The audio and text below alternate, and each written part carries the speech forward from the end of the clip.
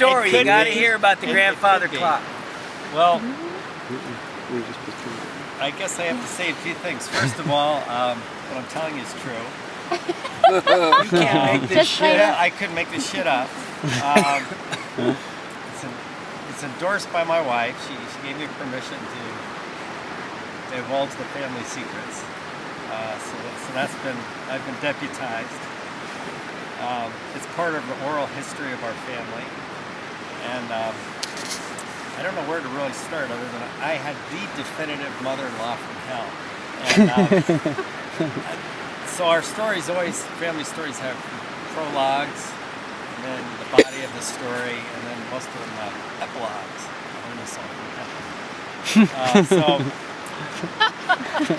The scene, who's also Betsy and I got married in 1978 in Birmingham, Alabama, where her parents lived. And we shortly thereafter moved to Seattle, Washington, furthest point away from the terminus U.S., not by chance.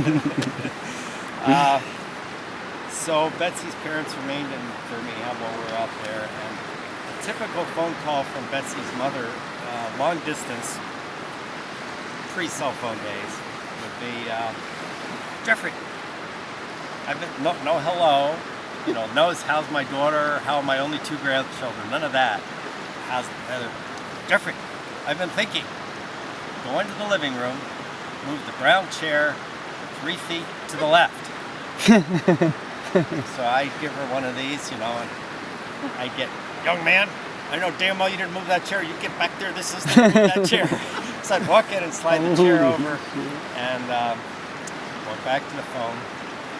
She'd say, how does that look, Jeffrey? Looks fine. Click. End of transmission. So that gives a little flavor for Betsy's mother, and she was pretty much obsessed with furniture. So she started a company to buy and sell antiques. Well, it was really buy, and the selling was not part of the equation. So it was a way she could collect more shit and pretend that it was a business. And I don't know if I should should I divert for a minute here? Yes. I'm gonna divert for just a quick second. So great Uncle Don, who lived in Connecticut on the coast, died, and he left Betsy, his great niece, I guess, his sofa in the will, And this is a sofa that Betsy's dad had slept on when he visited Uncle Don from Dartmouth in 1947. So this is, like 1980 something, and pretty ragged. Sofa's in Connecticut, we're in Seattle. We said, no, it's okay, we can pass on it. But Betsy's mother could not bear to see the sofa go, so she arranged for the next door neighbor to take care of the sofa. But then, a year later, that guy died, and the executor of the estate said, you have 3 days to come and get the sofa. This is a big sofa, like a 10-foot long sofa. So, Betsy's mother decided that she was going to ship it to us, collect, of course. And this is where it gets into multiple choice. Do you think she shipped that sofa by United Airlines? And that's A. B, Roadway Express, or C, FedEx? C. How many C's do I have? Yeah. So next day, Betsy answers the door. And the FedEx guy's there, and she says, wow, you have a letter for me? I says, you don't know? And Betsy says, no, what is it? I said, well, it's a sofa. And Betsy said, oh, this is too freaky. It was also with about a $500 bill attached. Oh my God. So again, this is pre-cell phone. So the guy says, can I come in and use your phone? He gets on the phone and he dials FedEx back to the dispatcher. He says, okay guys, I got her here. We have the office pool going, lady, and do you know the person who sent you the sofa? She said, yes, and you can hear these groans in the background. Oh no, I lost that part of the, yeah. Is it a relative? Yes. you know. Anyway, so this is the kind of shit we had to put up with all the time. So Betsy calls her mother and said, Mom, and Betsy doesn't usually curse like I just was. She said, what in the hell were you thinking about when you sent that thing FedEx? Well, young lady, it should be perfectly obvious. With FedEx, I'll know if it's lost within 1 day. So we were thinking, you know, the whole new advertising campaign. FedEx, if you absolutely positively need to know if it's lost. No. Within 1 day. So this is a flavor of what we were dealing with. So, okay, now let's get into the grandfather clock. So scene shifts to about 3 days before Christmas, 1983. And it was a dark and snowy night in Seattle. Whoa. One of the few snowy nights. No, 3 days before she called us, let me back up a little bit and said, kids, I just got in a container load of stuff from England and give you a grandfather clock for Christmas. And we thought, wow, you know, that is really nice. We appreciate that. And we knew that they were going to be driving out in a Florida Econoline van in April. So we said, knowing what it costs to ship stuff, we said, why don't you just throw it in the van when you come out in April. You know, send us a picture now, put it in the van, you know, bring it out with you when you come to see us in April.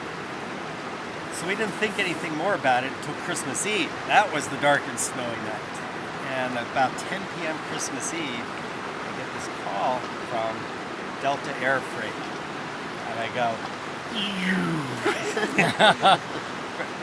and the guy says, hi, Mr. Miller, your precious cargo is arrived. And I thought, oh, he says, look, it's Christmas Eve, it's 10 o'clock, it's snowing.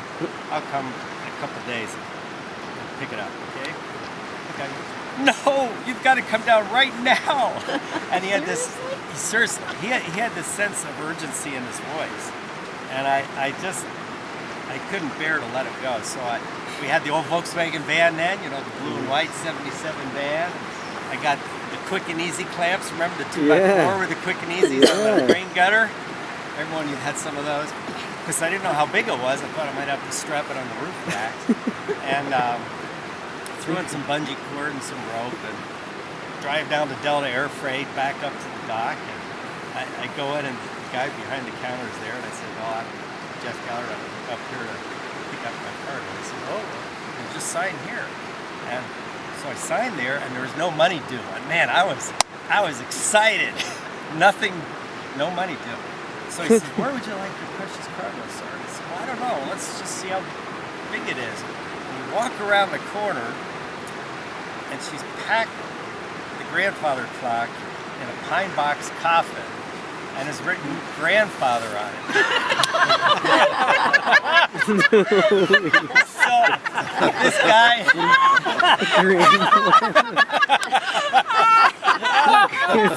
it turns out that you can fly free if you're dead. So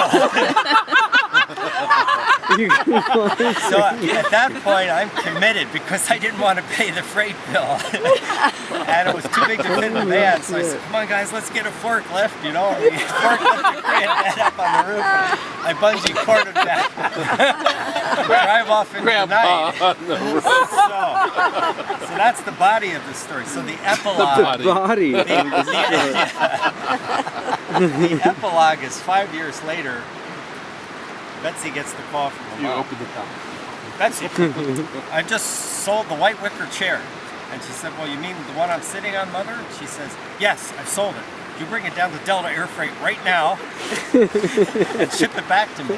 So Betsy, being the good daughter, puts the white wicker chair into the Volkswagen van, drives down to Delta Air Freight. And, well, Heffy knows Betsy, but she's a talker. She never met a stranger kind of person.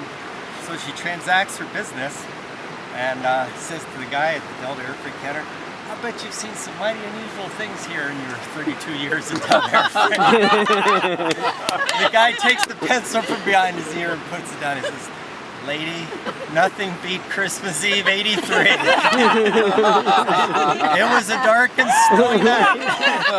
And this bearded hippie guy drove up in a blue van, just like yours. And he goes through the whole story. He said, lady, I was so stressed out I had to take 10 days off medical leave of absence. So Betsy said, oh my, Helen saying, the world needs more nice men like you. And she went home and baked him some chocolate chip cookies and brought him back. So that's my grandpa. Yeah! Oh yeah. Oh God, what a classic. That is the best one. That's going right up on the website. If we're talking about poetry